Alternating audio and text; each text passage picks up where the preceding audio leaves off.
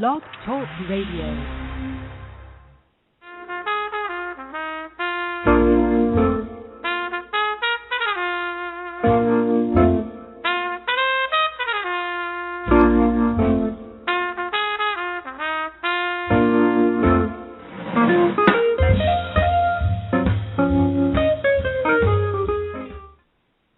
It's Joe Hackman here on Blog Talk Radio, and today is June 13th, 2012, and I have a kind of a cool episode planned today. It's going to be a better business episode, but first, before I introduce my guests, and my guest, I guess I should say, and co-host, I have to give them a little bit of a shout-out, because as I was logging into Facebook this morning, looking at the feed there, and I saw something from Danny Brown talking about Gini Dietrich, and I was like, okay, what's this all about? And it was Sission. Am I saying that right, Jenny? Sission? I don't know what it is that you're talking about. Oh, you're about to find out. So this Sission, which is a PR and marketing... Oh, Cision. See, that's why I'm saying it wrong. Just have to say it right. Cision.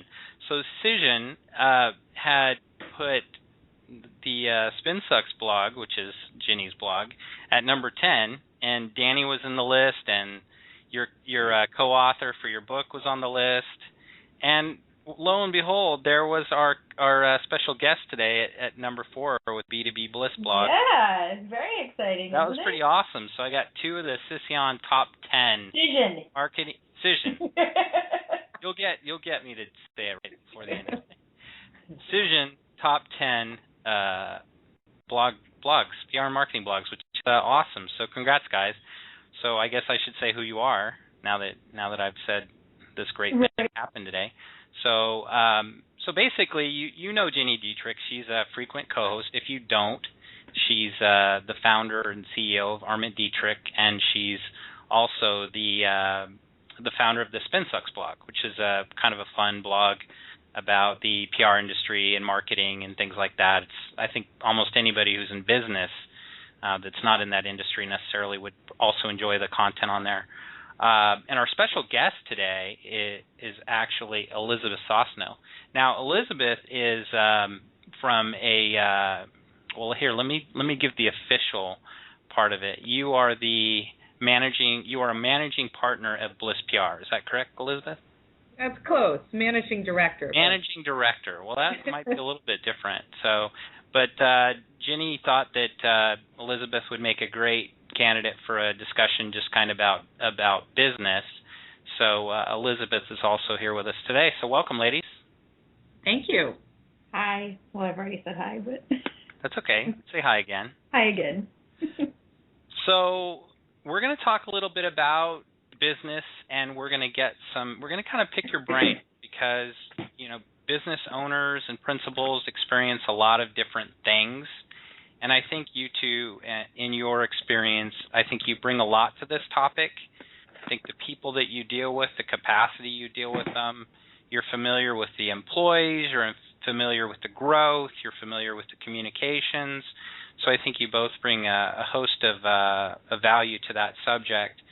So why don't we just kind of get a little quick, Elizabeth, since you're new to the program, why don't you just tell us a little bit about your history and your background, just to kind of frame things a little bit.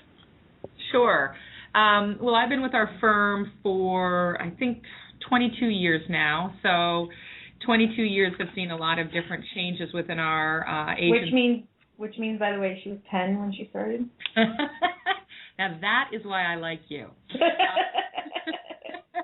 a family business. You could start, making copies and things. Carrying special donuts to people. Well, right. I did start, and this is a company that my dad founded many years ago. And so when I started, he did have a joke business card printed up for me that instead of saying intern said gopher. So. Oh, nice. I have done every single position in this agency over the years, from gopher right on up. And when I started with the firm a long time ago, we really sold traditional media relations. We wrote annual reports and created events and did what I think most people think of as fairly traditional PR.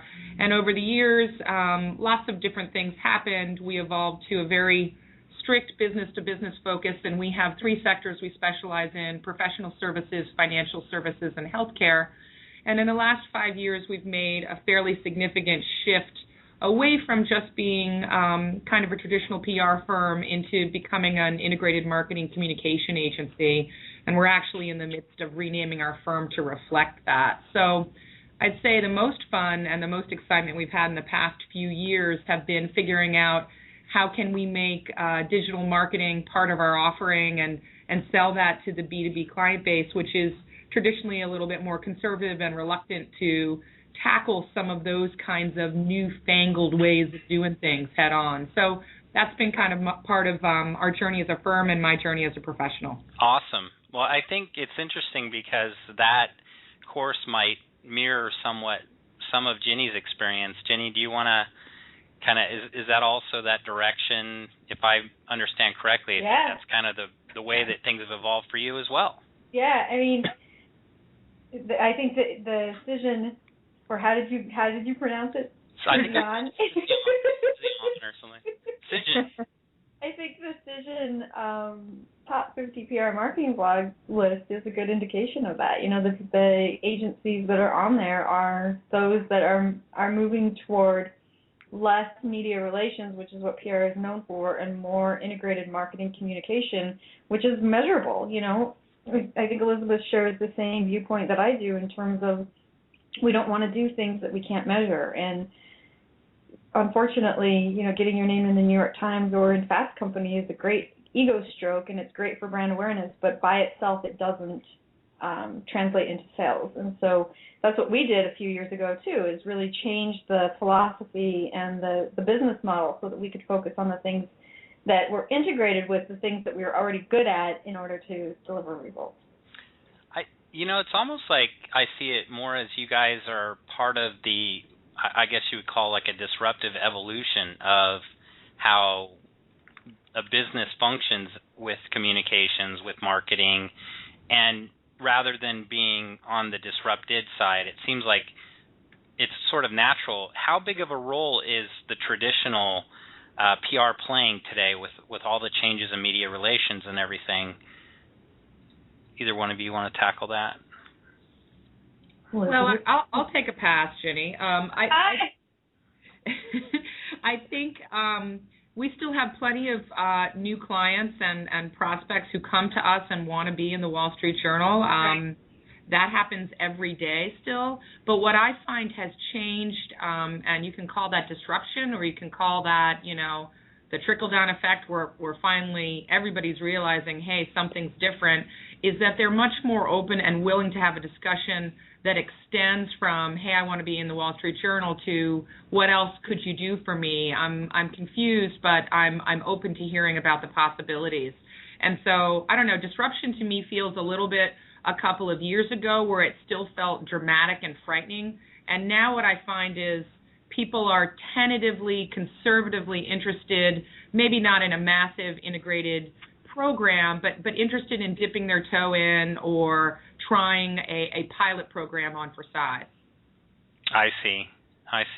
So how big of a so let's talk a little bit about how big of a stumbling block crossing that threshold is actually getting into this and actually doing this, because obviously for your businesses it presented a challenge, but thinking about your clients perhaps even more so. And why don't you start on this one, Gini? Well, for us, it wasn't a stumbling block at all with our clients because we had started moving them toward this model before we announced it. So I think it was a good almost 2.5 years that we had been moving our clients to a more integrated approach before we announced it publicly. So for the clients, it wasn't a big deal at all. They were like, that's great, you've already been doing this for us.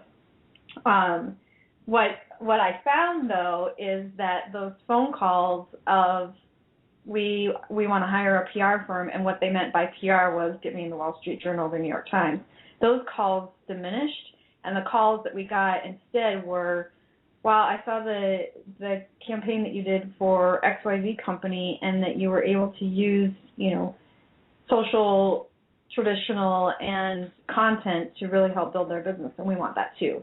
So I think a little bit of it was the fact that we had some case studies that we were able to show when we made the quote-unquote announcement. And another piece of it was I just got better at inbound marketing and showcasing the work that we were doing so that people could find it. Before the results were stories in the paper, unfortunately. So I've got a kind of a follow-up, and maybe you can take this one, Elizabeth. So if you were having a conversation and you mentioned inbound marketing and the person in business that, say, this other business, this prospect you were talking to just kind of looked at you with this funny look like they didn't know what you were talking about, how do you guys, or how would you describe inbound marketing to the typical, B2B type client? Well, it pretty much gets into the idea that you want people coming to you in marketing instead of you having to spend endless hours and running after everybody else. Inbound means that they find you maybe on a social platform through a piece of compelling content and still in the kicking it old school kind of way in a conversation. And then they want to come to you online and learn more about you and your company and what you have to offer. For most of our clients, that was a very confusing thing to grasp. And when they finally started recognizing it, they recognized the power of their website and the critical importance of their website to rank well in search. And once people understand that search and the right keywords can mean the difference between your website getting a peak when you're up for contention for business versus not getting a peak, then they're ready to start embracing the idea of inbound marketing and people coming to look at the site. Very good. Would you add anything to that, Ginny? Yeah, I totally agree. And, it's funny, I hear all the time, well, I still close business by looking at people in the eyeballs. And by no means are we saying that this should replace that. You should just integrate it with the traditional ways of networking and doing business, because it allows you the opportunity to have more referrals and more word of mouth and more leads coming in through the web. Then you can take your traditional way of doing things and network and close the business by looking at the person in their eyeballs. You've got to start the conversation somewhere, right? Right. Well, you've got to start the conversation, and the unknown magical elixir that is still, I would contend, the most important part of any new business activity that you ever do is chemistry, which is utterly unpredictable, but can mean the difference between, hundreds and thousands and millions of dollars over time. And some of that has nothing to do with inbound, outbound, anything, but it has to do with being, to me, what is a zipped-up professional these days in marketing. You have to be able to consult with them on the things that they're already doing well, counsel them on the things that are coming ahead that they're frightened about, and, stay by their side for sort of their current pains and struggles, which may have something to do with what you sell, and frankly, sometimes it may not. It may just be being a good professional friend. So I know that's not completely related to marketing, but we've been in a crazy new business cycle recently, and I'm just continually amazed by how much of this is still, we're all very human, and we want to buy things from people that we believe in. I actually love this, and I'm glad you went there, actually, because I think chemistry and values and things like that are more important than anything, honestly, when it comes to business relationships. And if it weren't for them, I don't think I would be in business. I would probably be working for someone right now, because quite honestly, after 2 recessions, it was only that chemistry, it was only those relationships that kept me going, because it certainly wasn't my marketing. That's never been my forte. Although I kind of hack my way around a little bit now on blogs and things like that. I guess I do okay. So. But and I would say too, Joe, just based on conversations that you and I have had in the past, chemistry or lack thereof, I was going to say chemistry on the other side, but I guess lack thereof is just as important too, because if you begin working with a client that you don't have that chemistry with, it's nearly impossible to grow that business and really do good work, because you just don't like working with one another. or even the values, if the values aren't in check. Right. If they're really kind of, I don't know. I mean, there's just a lot of types of businesses I just wouldn't feel right about doing business with. Do you guys have a filter for that, Elizabeth? Do you guys have kind of these are the types of companies we like to work with, these are our deal breakers, and we won't deal with companies that do X or Y? Or That's interesting.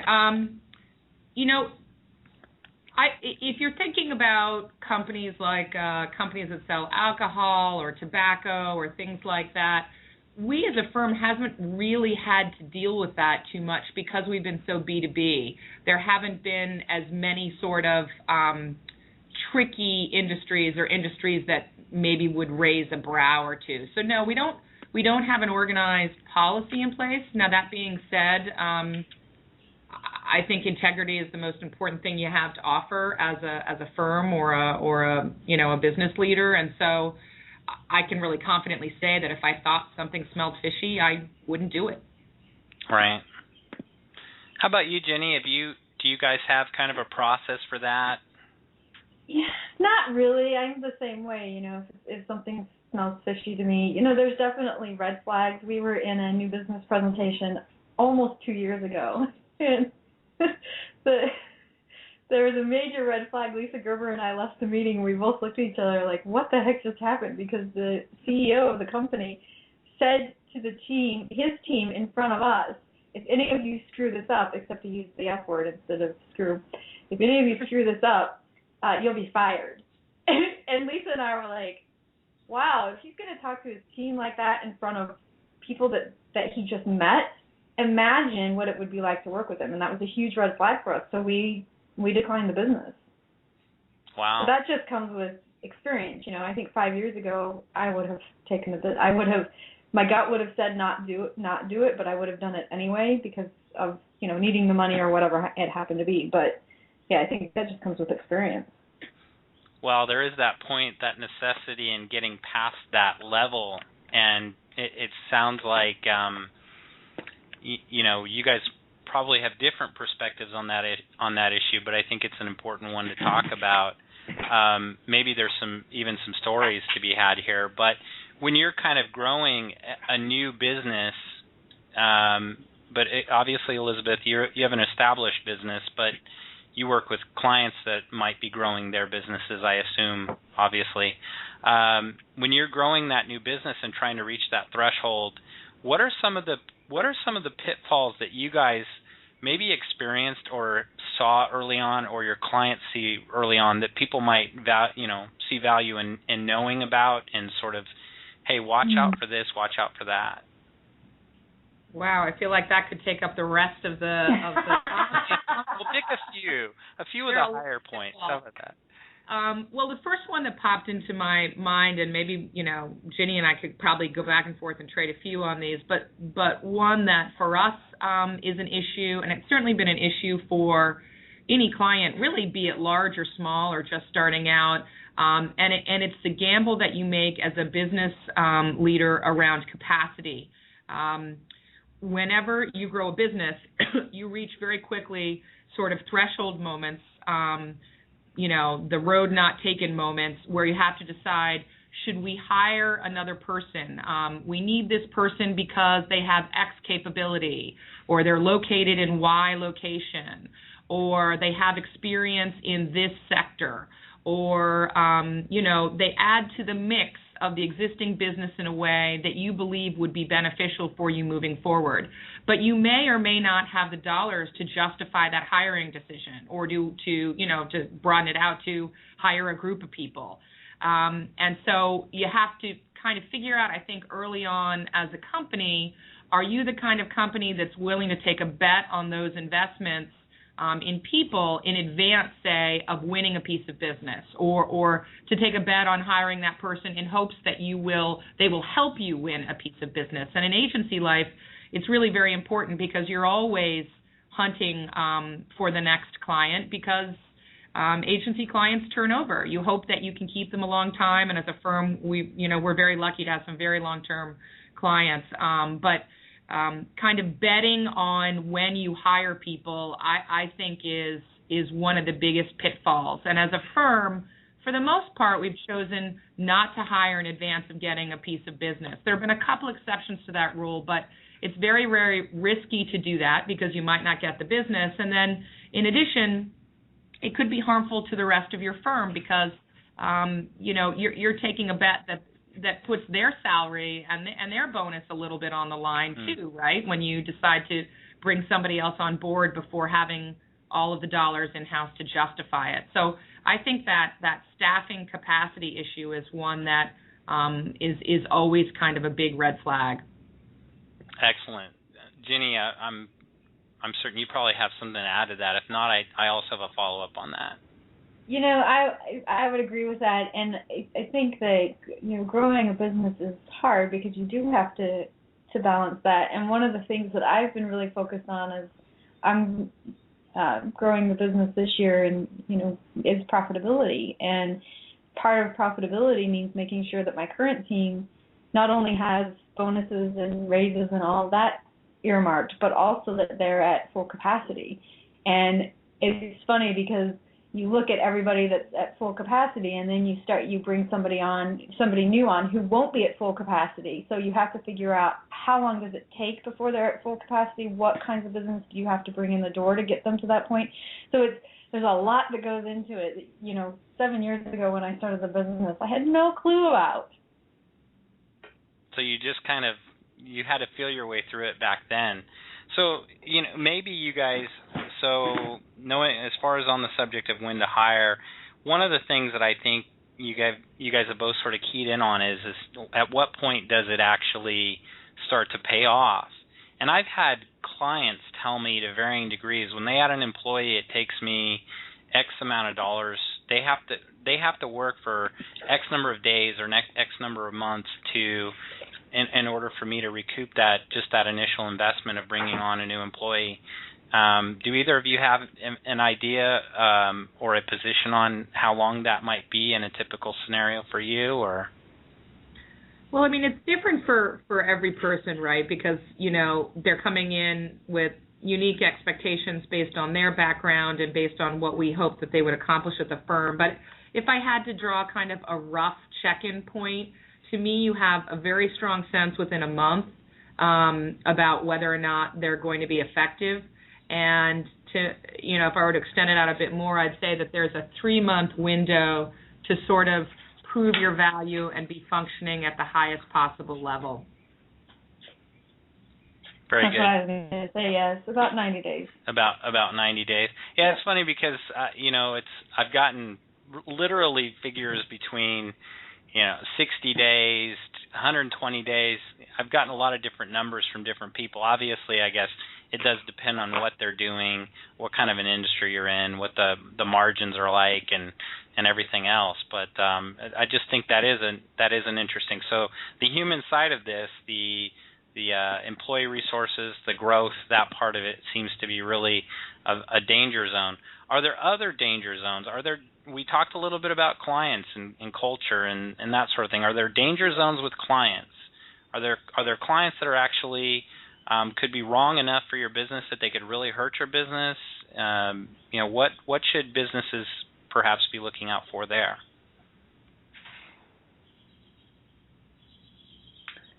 Yeah, I think it goes back to the chemistry thing, And one of the things we hear a lot is, and the reason we get brought into new business pitches is because the big agencies bring in, their big top, the top level guys that are polished and have been pitching business for a long time and know how to close business. And they bring in those guys to close the business and then do, the bait and switch where the junior level people are actually the ones working on the accounts. So we get a lot of business because of that, because we don't do that bait and switch. And typically what we do is we'll either bring in the people who will work on the account into the new business pitch, or we'll be very clear about what the roles are of the people in the room and what the roles are of the people who are not in the room.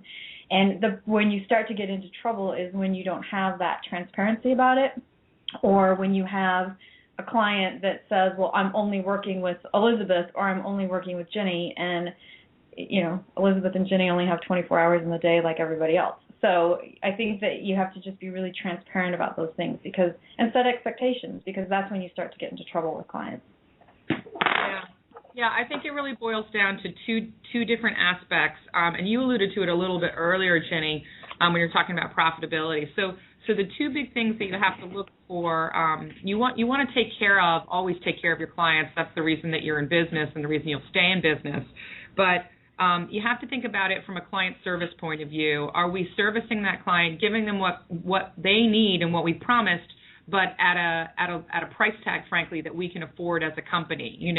There is a danger very much in professional services and in the agency business to overservice or to, horrors, underservice. And so understanding what the right level of service is to deliver against their needs, but not to put yourself into the poorhouse, is really important. So that's kind of thing number one you have to think about. And then the other piece, which is really, really important, is client expectations. What do they hope that they're going to get when they hire an agency? Because marketing still feels, despite the quant that's available from online activity and other places these days, marketing still feels very ambiguous to lots of clients. They don't understand and sometimes think they're, buying this kind of metaphorical black box, and they're not totally sure what's in it, but they think it would be good.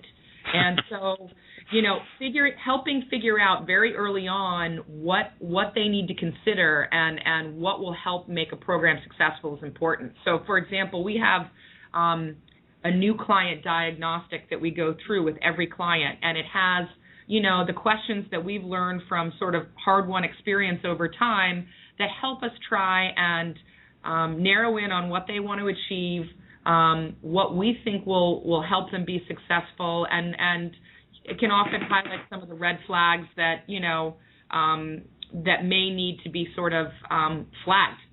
Right. So, you need tools to help you figure that out. I don't think it's just experience. I think actually, since it's also ambiguous, it's important to have a little rigor, to have some systems as a company, that you can draw upon. That's pretty cool. I just had this come to my mind as you were explaining this, and what came to mind is pros manage expectations, because both of you sort of, what you're talking about is really along the line of expectations, what can be done, what you would do, who would do it, etc., and really making that process very, very well understood.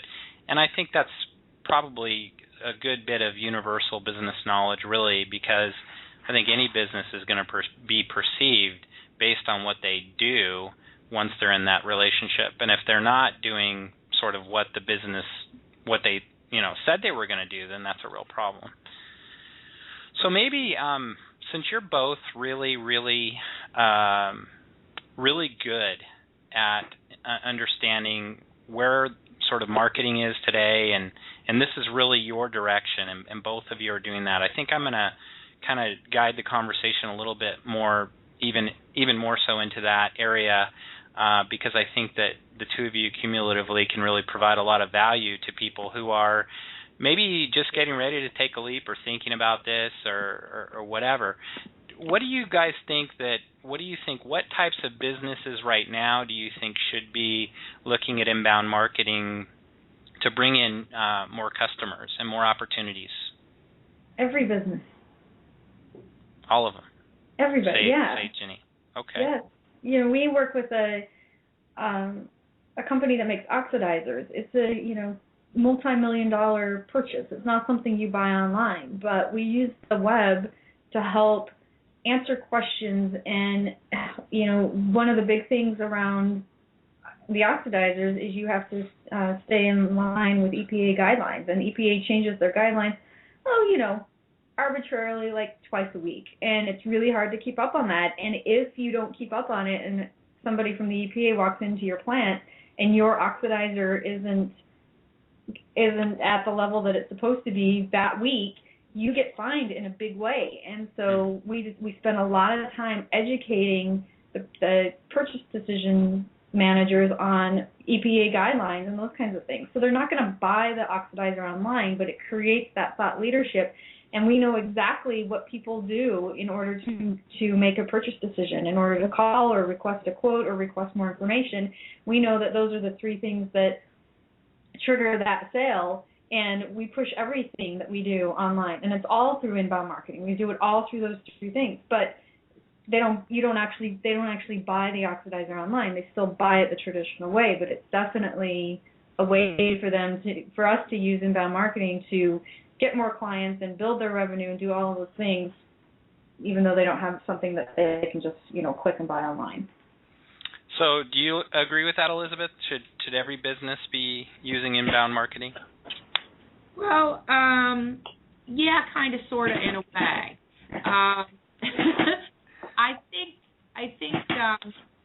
I think the beauty of inbound marketing or any kind of online marketing is that you have the power with a keystroke or two to see where your audiences live and breathe and play and talk, and frankly where they don't, or where they're small groups as opposed to large groups. And so I think Ginny's right in that inbound marketing could work for most anyone, but what I like best about it is that you have the power for no cost but, your hours of labor to do the research to discover, is inbound marketing going to be worthy of an investment of your time. So we have a very large global manufacturer that we're global digital agency of record for. And one of the projects that we had to do for them last year was to take a look for 25 different countries to evaluate what the state of online marketing was for their different audience segments. And what we found at the end of this fairly massive project is we put together a chart that was kind of a red light, green light, yellow light kind of perspective on whether or not we thought online marketing, inbound marketing would work for them. And, there were a few reds, there were a lot of greens, and there were, a handful of yellows. And what I love about this world that we're now a part of from a marketing perspective is we can tell the client quite specifically, hey, look, our research points to this level of audience participation and awareness. And so lucky for us, that means you can focus on audience A versus audience B and develop a program that, based on their activity and their preferences, is likely to be a lot more successful and get you the inbound leads that you want. So I think it works for everybody, but my favorite part of it is that the research can help you to exclude or prioritize in a way that significantly ups the chance of the program being successful. That's pretty cool. I like the kind of, it's almost like you're pulling up to a stoplight. Do I want to go or do I not want to go? It's really simple to describe that. That would be an easy way to understand. So now another big question, I'm sure you guys both get this all the time, is if companies hire your firm for marketing, what should people be expecting as far as a return, and how do you guys quantify that return? Do you do case studies with your clients? Is it just the way that everything's set up, that it's done in such a way that you can actually determine, or is some of this just done on trust and on a gut because there's really no way of knowing? Boy, I don't think we do anything on trust or gut. I mean, we look at analytics to death. And when we started doing some of this stuff, especially using the web to measure results, we were very concerned about increasing traffic. And in the last couple of years, we've realized that that's sort of a vanity measurement, increased traffic, because it's great if you have increased traffic, but what are they doing? So one of the case studies that we wrote at the end of the year last year was for the oxidizer client, and we were able to track, because of the way we had set up the program, the campaigns, we were able to track exactly where business had come from, and we ended up increasing their revenue by $2.2 million last year just from an integrated marketing communication plan. And it was email marketing, it was content, it was inbound marketing, and some search engine optimization. So, we didn't do blogging, we didn't do Twitter, we didn't do Facebook, we didn't do LinkedIn, we didn't do the typical things that everybody says, I gotta get on social media. We didn't do any of that. We really used some of the quote unquote more old tools on the web to do it, and we were able to increase our revenues by 2.2 just from that campaign we did last year. Wow. And what was the rough return on investment as far as a percentage, a factor? Our budget was $100,000, so whatever that is. Wow. Yeah. That's yeah, they're cool. pretty happy. I can't do the quick percentage in my head. No, that's very significant. We're not math people. Yeah, nor am I, and I'm in IT, so go figure. I'm supposed to be into math, but whatever. So, how about you, Elizabeth? Do you guys have some models for what people should expect for a return, and then we'll get into the finer details of making sure that they're making the right choices in this area? Yeah. Well, I guess what I'd say first of all is we do all different kinds of quants. So, we have one client where we have customized Excel sheets that are, constantly updating based on the data that's coming in. And, we have another client where we focus very specifically on their engagement click-through. So, as Jenny said, traffic is one thing, but did they download the white paper? Did they watch the video? What did they do after they performed those actions? We take a close look at that for one client. But I think what I'd say overall is the most important thing about all this quant is actually to prioritize and to clean up what you give to the client. It could very quickly, forgive the word, become diarrhea. There's lots and lots of data that's out there. And so I think a value add that you have as a professional is to sort through, all right, what are the client's business objectives? What do we want to achieve with the marketing program? And then to create a very specific, very customized, measurable plan to achieve those things. And you get buy-in from the get-go. And then you keep chasing after those data points. If the campaign lasts for 6 weeks, you're looking at it on a weekly basis, or rolling it up on a monthly basis, whatever it might be. But I think the one thing that I've seen is that every client is different when it comes to what metrics you pick out. And as long as you don't pick the lame metrics, right, literally pick the likes, which we know isn't really going to advance the cause if you have something on Facebook, right, then I think you're doing a good job as long as you keep it very focused on what the client needs are. So we alluded to this a little earlier about some of the the impressions that people get during the process when they're looking to hire a company and that kind of thing. But let's just give some generic advice to a business that's thinking about hiring a marketing or a PR firm. You both have a lot of experience. You know how things are pitched. And the examples I'm thinking of are asking questions like, well, am I working with you, or who will I be working with? That kind of thing along those lines. What are some of the top things, the top questions people should be asking? How should they be filtering this? Go ahead and start, Ginny, if you don't mind. So I guess I don't fully understand the question. So what should they be asking for if they're going to hire a marketing firm? Yeah, so say I'm a business owner, I want to grow my business, I have some objectives, and I know that I need to get help. So I'm calling on marketing firms to hire them, and I want to make sure I'm asking the right questions. I think you should be looking for professionals to ask about your business. How do you make money? What's the sales cycle like? How long does it take between meeting a prospect and closing a piece of business? Like Elizabeth, most of our experience is on the B2B side, so those are the kinds of questions that I would ask. What's your sales cycle like? And so I think you want to know that the professional or the firm understands that part of their job is to help you achieve your business goals. And if they're not asking what your business goals are, then they're not going to be able to do that. So those are some of the very first things they should ask you. They also should ask you, what your budget is. Because I think that just shows a real interest in the types of things that you can afford. You don't want to have somebody say, well, we think you should do X, Y, and Z and have it cost $5 million. So they should ask you what your budget is. And you should have a budget in mind. Don't say, well, what do you think it's going to cost? Because if you leave it up to the agency, they're going to put together what they think you should do, and it may very well be a $5 million campaign. Sure.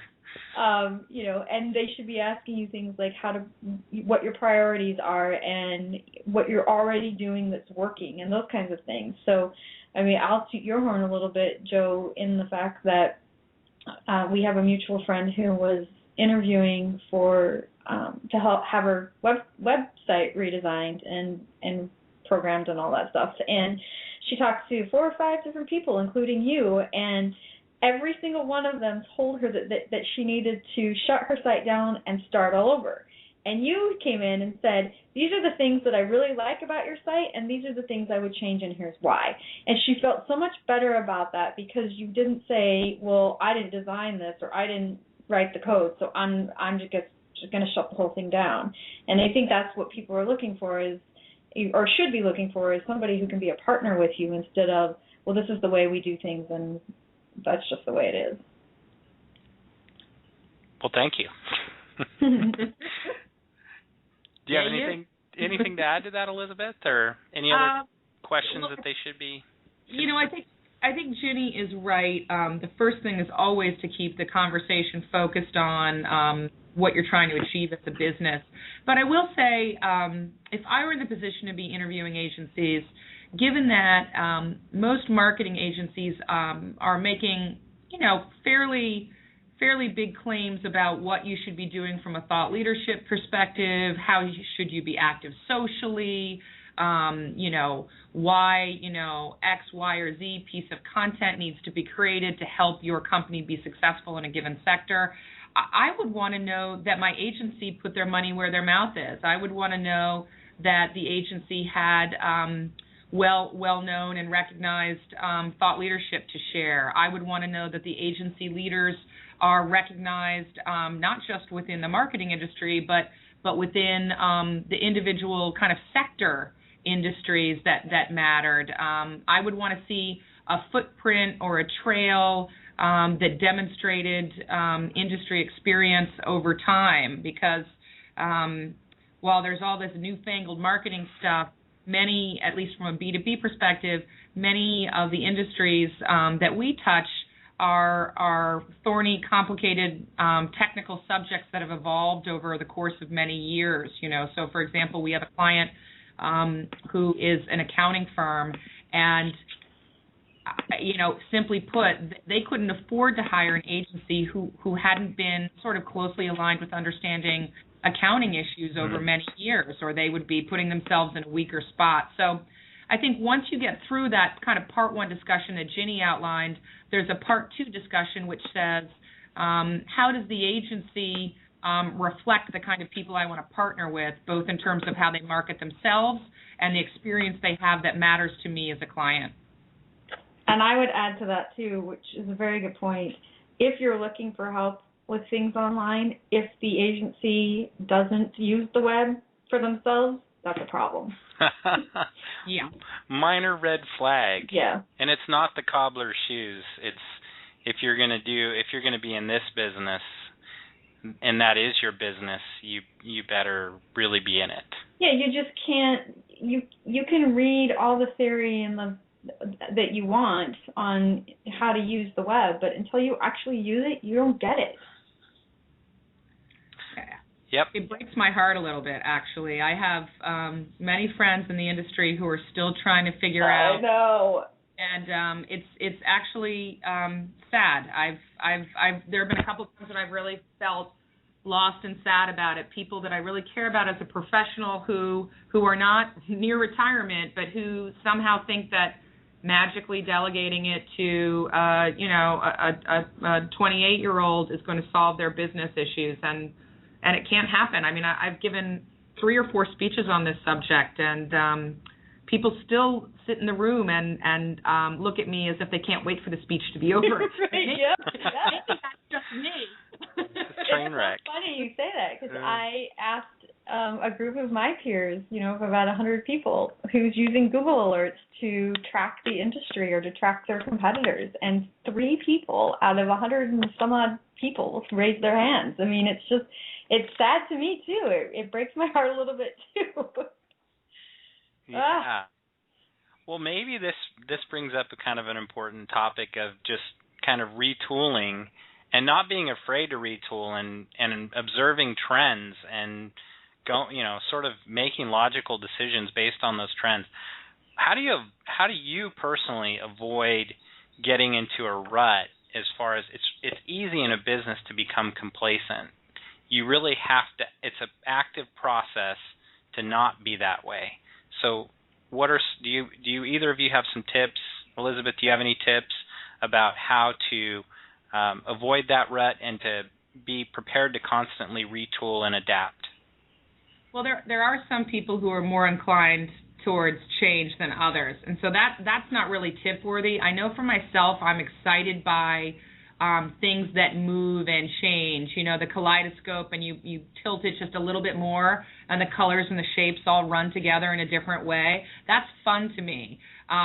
So I think organically there are people who are more excited about staying abreast of that change, and organically there are people who are more interested in making the factory run ever more efficiently. And those are two very different kinds of people. But that being put aside, in terms of tips, the single most important tip that I can say is to be a reader and to be a consistent reader.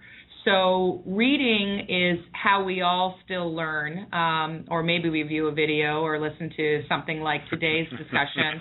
But you have to open up a little bit of your time, and you have to do it on a daily basis to try and stay abreast of what's happening. I don't believe that you have to be online all day long. I haven't been today, but I put it to a friend recently. They said, "How do you do this? How do you stay on top of it?" And I said, "I'm giving you a 5-minute-a-day challenge. Can you, for 5 minutes, read one piece and engage with one person online?" If you did just that, if you spent 5 minutes on 2 actions, but you promised yourself that you had to do it every day without fail, at the end of, I would argue even a month, you would see a meaningful uptick in, just staying on top of change and what it might mean for your company. Anything to add, Ginny? I was going to say the same thing.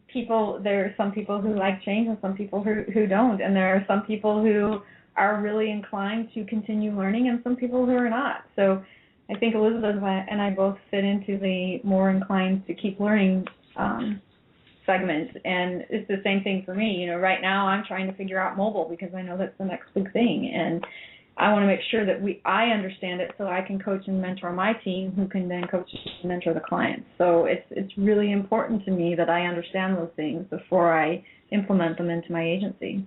So as leaders then, because obviously I'm assuming you both are involved in making decisions. Well, I know you are, Ginny, in who you work with, and I'm assuming you are also, Elizabeth.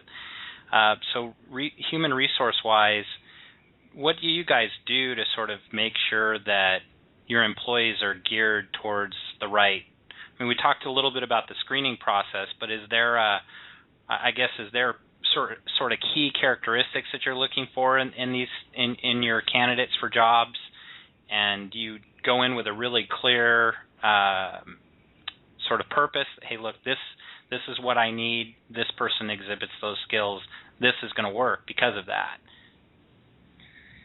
I have some very clear ideas, and I've actually blogged a fair amount on this subject too. There's at least a couple of posts on our blog, and I think another one I did for Jay Baer also, all touching on this. But in a nutshell, we want to hire someone who is curious and smart and also kind, because the other piece of all of this is you want to be in an environment where people treat each other with kindness and are basically good team members to each other. But the curiosity piece is the most important thing. You want someone who's ready to turn over a lot of rocks, figure out how things work, and that's hugely important. From an agency perspective, I am a passionate, zealot nut about the fact that I do not believe that PR and marketing firms should have a digital division, and that there's somehow this special little playground where the cool kids get candy and ice cream and lollipops, and then the other professionals kind of like toil away getting the other work done, the uncool work done. I think my obligation as a boss, and my partners too, is to promise all of our folks that even though they may be at different learning curves, that everybody is going to get continual, consistent training and support in terms of becoming a well-rounded professional, because that's good for them and that's good for our clients and it's good for the firm. So, in the last few months, we've done trainings and discussions around Google Insights, around, what's the latest thing with analytics. We did a webinar on mobile for all 43 of our employees, and we bring in outside speakers, and we have, kind of regular inter-team training sessions where if one team knows something that they can share that's helpful for another team, we put that into place. But I think the most important thing is if you hire really smart people and then you continue to give them and fill their brain with new and challenging things, you get a really good outcome. If you force people just to stay in one area, no matter what area that is, you sort of stunt their growth. Ginny? Yeah, I totally agree with that. We look for curious, that entrepreneurial spirit, the motivated to do some learning on their own as well. Even though we also have formal training and professional development, I want to see that people are willing to take it to the next level and do some of that stuff on their own. Reading books, reading blogs, subscribing to magazines, those kinds of things. I feel like there's almost nothing more pleasurable from a work perspective than going into a staff meeting and having somebody say, hey, I read this book on whatever it happens to be, and I'd like to have a discussion about it. I think that's fantastic, because early in the business, I was the only one that was reading books, and I'd say, hey, you guys should read this on, and check this out. And it was really hard to bring them along, but I learned to find the types of people who are already curious about that, those kinds of things. So some new interview questions perhaps to include in your repertoire. What magazines do you subscribe to? What books? What's a book you read recently? Things like that. It's interesting. Those are minor things, but yet they do say a lot. Yeah. I'll never forget. I've always asked in interview questions, who's your favorite fiction author? Mm-hmm. And it's funny to get people's responses to that. Oh, I don't read fiction. Or somebody told me Danielle Steele, and I was like, you're not getting a job. Oh, no. No, that's horrible. Yeah, I was like, nope, next. Oh, man. Well, so, Ginny, who's your favorite fiction author? Now you have to say. I have so many. I mean, George Eliot, all of the classics. I'm rereading A Movable Feast right now. Toni Morrison I love. So yeah, I mean, I'm a literature major, so I have a ton. Me too. I know. And I did a senior year on Toni Morrison, so we could talk about that sometime. We should. I need to read her new book. We will. So, hey, and you know what, Joe? I just want to add a postscript to this. Yeah. If folks are listening to this and they want to think about reading and preparing for interviewing, do your homework. I am perpetually amazed by how many people come in for interviews and they haven't done a deep dive. It's crazy. If we have a blog with hundreds of entries, and nothing is easier than pulling up and finding out what we think on a topic. Yet most people don't take the time to read more than, the post that's on the website that day. It's scary. It is. Wow. It is scary. That is scary. And also I think from the perspective of even when you go to talk to a client or a prospect, I should say, to try to have a little bit of groundwork on that. A little preparation goes a long way. Absolutely. Yep. Yeah. Absolutely. Now, some of them are easier than others. Obviously, I could learn a lot about the two of you and your businesses very quickly online. But, I could understand others being a little bit more difficult. But if you're easy to find and people aren't bothering to take the time, then that says a lot. It does say a lot. So, well, this is I can't believe it's been almost an hour already. We're actually running out of time, which I never ran out of questions. I probably had 50 more things I could have asked you guys. But, it's interesting. This conversation really did end up being a little bit more geared towards what you both do, but I think that's where you guys can really help people the most anyway. So I'm grateful for your time invested in this. It was very interesting for me to hear your perspectives. That was usually, sometimes, Elizabeth, just so you know, Joe and I struggle a little bit to get through the full hour, so that was very, very good. Well, depends on the topic.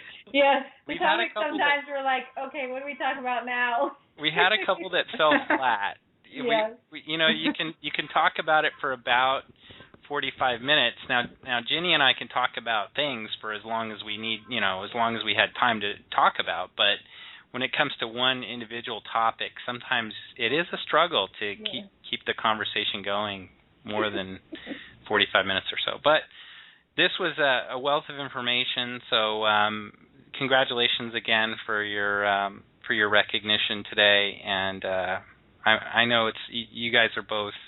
When I was researching for this, you guys are both, of course, great panelists for this particular topic. So, thank you very much again for your time. Well, thanks, Joe. So it was fun. Thanks for including me. You're very welcome. So where can people find you if they didn't figure it out already, if they're still listening and they want to know where to learn more about you or your company?